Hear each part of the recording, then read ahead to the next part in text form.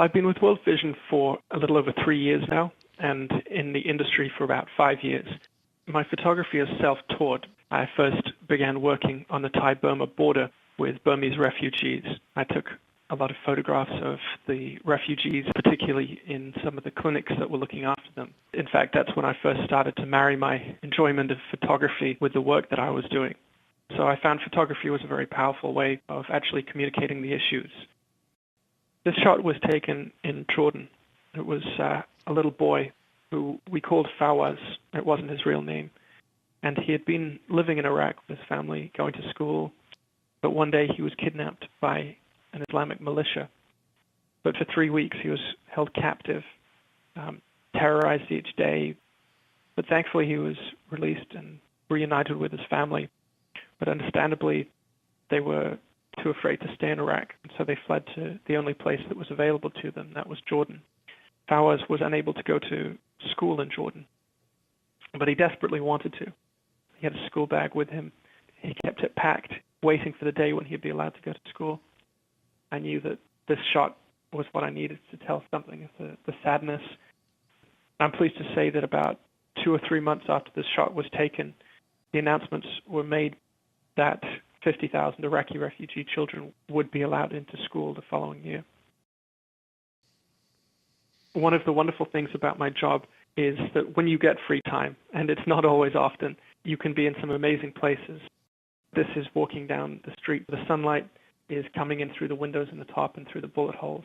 And in front of me, you can see all the people crowded up shopping, commemorating some occasion that I was unaware of. And so I held the camera above my head and snapped off a few and saw the man coming towards me selling cigarettes with his cane in front of him.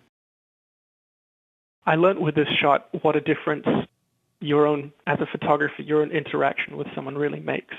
There's a difference between taking a picture of someone from a distance, some isolated shot that doesn't really convey the relationship.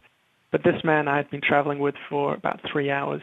We had a good conversation in the taxi on the way from Jerusalem, and he showed us around the marketplace in Hebron when we got there.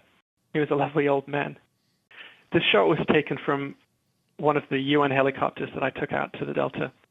So I was keenly snapping away from above with a big grin on my face, enjoying the experience. But as I got further into the Delta, I saw exactly what the impact of Cyclone August was and what it would have been. It was such a flat area. It was, as far as you could see, there were no hills, and the residents of the Delta tell about 3 and 5 meter waves crashing into the Delta area. This was a shot of a little farming hut and some of the rice paddy around it. And for me, this really showed how vulnerable this whole area is to cyclones like August. This is part of the procession that had followed me around the village. This shot was taken about a month after the cyclone. And of course, some of them had not been reunited with their families. Some of them would never be reunited with their families. But nevertheless, you could see the resilience and the joy and the strength in them. I was able to return about 5 months later, and the village had more than doubled in size since I'd been there. And World Vision had worked in a number of areas. One of the most crucial contributions was to help to improve their water system. They had contaminated ponds, so we were able to clean those out and install some taps and pipes to flow through to the rest of the village. I was having breakfast at a little street-side cafe with my colleagues that live out in this Delta village. I saw this troop of monks carrying bowls, asking for alms, walking past. So I slipped on my 100mm lens and took a few shots as they disappeared down the wet street. And for me, this really captured what the atmosphere of the village was like.